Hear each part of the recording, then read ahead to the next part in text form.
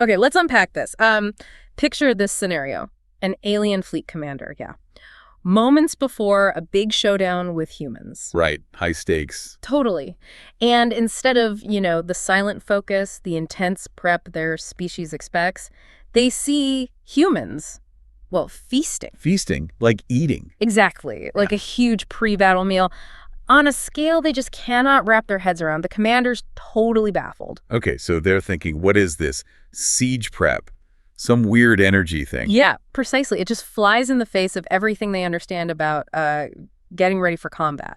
And that's such a great starting point, isn't it? This immediate clash of their pre-battle approach is, well, very different. Different is putting it mildly. Their standard practice is actually fasting. Fasting? Yeah, all for optimal combat efficiency. Yeah. So you've got this incredible contrast. One side, the hegemony, probably all quiet focused, metabolically primed. Right, script down for action. And the other side, humans. It's this vibrant, messy, even joyful scene, apparently, but also sad, as we find out, happening right there on the ships. It's fascinating. We're seeing it through the alien commander's eyes first, right?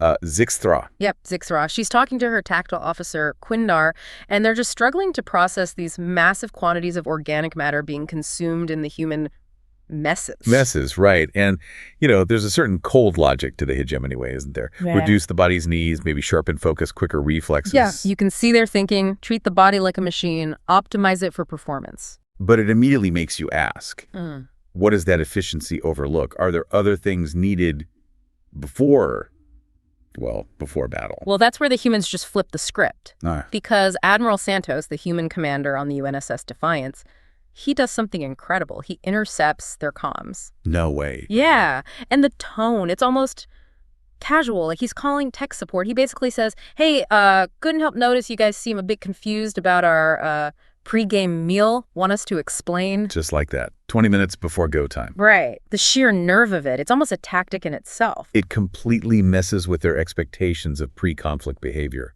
You expect threats, posturing, not a friendly explanation. Exactly. And Santos's reaction when he hears their theory that humans are eating for energy storage, he just says, that's adorable. Adorable. Okay, that's brilliant. Right. It's disarming, but it instantly flags this huge gap in understanding, doesn't it? Totally. It says your whole way of thinking, it doesn't really apply here. So what is the human reason then? Okay, this is where it gets really, really interesting. Santos gives this explanation that's, it's profound, almost poetic. Yeah. He says, basically, we're eating because we might die, and, there's no point in dying hungry. Wow. Okay. Simple, but yeah, heavy. Right. It's so grounded, but it carries all this weight about facing mortality. He even kind of suggests fear and death are like appetites, hunger. So it's not about fuel, it's about acknowledging the stakes. Exactly. It's not about calories. It's way more fundamental. That's a really powerful insight, isn't it? Yeah. The hegemony's efficiency seems to almost deny death on an emotional level, or at least ignore it. Whereas humans lean right into it. Yeah, by sharing that meal, knowing it could be the last, they're not just seeking comfort, they're grounding themselves, grounding the fight in what they could actually lose. It gives it meaning beyond just strategy. A meaning that pure efficiency probably misses. It's acknowledging vulnerability, which is kind of a strength. And it's not just eating. Quindar scanners, back on the hegemony ship, they start picking up weird data from the humans. Weird how? Laughter, tears, joy, sorrow. This whole messy spectrum of human emotion, all happening right before the battle, heightened emotional states. Okay, so definitely not the cold, calculating vibe the hegemony expected. Not even close. It's messy. It's alive. And the focus seems to be connection, right? Santos gives examples. He does. Really specific human examples. Petty Officer Martinez sharing pictures of his daughter. Engineer Chen teaching people how to make dumplings. Dumplings. Before a space battle. I know. These aren't drills, they're personal, cultural. The story says they're consuming humanity, sharing memories, traditions, the stuff that binds them. That really highlights the difference in why they fight, doesn't it? Big time. The hegemony seems driven by, empire, superiority, this kind of detached efficiency. Whereas the humans... Santos puts it simply, they're fighting for the right to be human. The right to be messy and imperfect. Yeah. The right to argue about pineapple on pizza or share bad coffee. Those seemingly small things, that's what they're defending. That's their culture, their connection. Yeah. It raises that question, what really motivates a species when everything's on the line? Is it just resources? Or these deeper things? The story definitely suggests it's the deep stuff for humans. Yeah. Protecting their way of life, their connections, their flaws and all. So is that the secret weapon Santos mentioned? Pretty much. He just kind of drops it casually. Humanity's secret weapon isn't tech. It's this. Embracing life.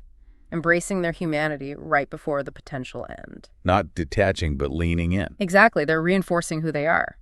And how does Zixthra, the alien commander, take all this? Her reaction is crucial. She feels this hollow sensation. Hollow. Why? She compares the human feast, the connection, the emotion to the hegemony way, just silently, efficiently eating nutrient paste alone. Oh, wow.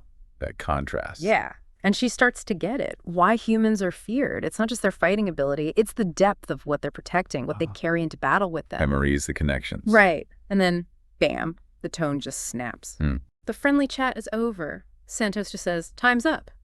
And all that warmth, gone. Replaced by pure steel. The attack's starting. Chilling. It reminds you that despite the philosophy, this is still deadly serious. Absolutely. But that final thought Zixthra has is powerful. What is it? She realizes humans are life itself weaponized. Life itself weaponized. Wow. Because they fight with the full weight of their lives, their experiences, their reasons to live, not detached from it. That kind of motivation. Yeah. Yeah, maybe pure efficiency can't match that. So, yeah, wrapping up this deep dive, the key thing is that human pre-battle feast. It's not weird tactics. It's fundamentally human. It's about connection, reminding themselves what they cherish right before it's on the line, fighting for something, not just against something. Exactly, which kind of makes you think, doesn't it? What about your own pre-battle rituals? Yeah, maybe not before a space battle, but before a big meeting, a tough talk, any challenge, really. How do you connect with what matters to you? What grounds you? Good question. And maybe one last thought to leave you with. Could that human thing, embracing life fully, even right next to death, could that be a real fundamental advantage? In any kind of conflict, maybe. Personal ones, bigger ones. Could that emotional connection, those shared memories, could that actually be stronger than just cold, hard efficiency in the end? Something to definitely chew on.